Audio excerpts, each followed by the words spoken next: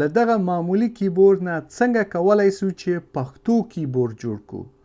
زه به اوس تاسو ته طریقه درښیم. السلام علیکم. اکثرا ملګري د ما نه پوښتنه کوي چې که چیرې زه وغواړم چې په خپل کیبورډ کې په پښتو ټایپینګ وکړم، دا تورې به له کوم ځای نه پیدا کړم. زه اکثرا له دغه طریقې نه استفاده کوم او ډېر آسان کار دی.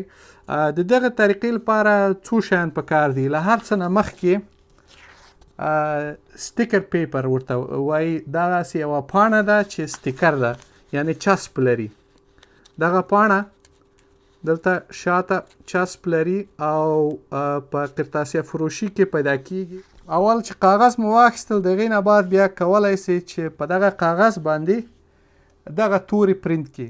که چیرې په ګوګل کې ټایپ کړي پښتو کیبورډ، په ګوګل ایمیجز کې یعنې تصاویر چې دي که نه، په نتایجو کې دغسې تصویر راوځي. اوس په دغه پاڼه کې چاپ شوی ده او ټولې تورې په دغه پاڼه کې داسې ښکاري.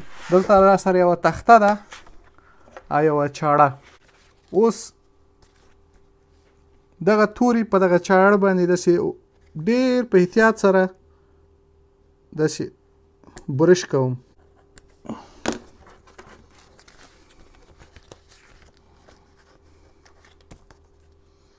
او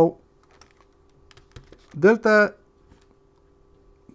ډال او انګلیسي ان دواړه په یو بټن باندې لګیږي.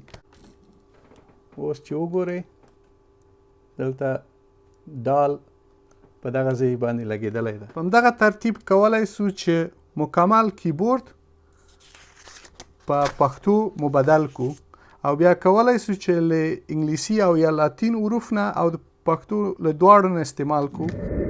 دا هم د پښتو کیبورډ جوړولو ډیره اسانه طریقه.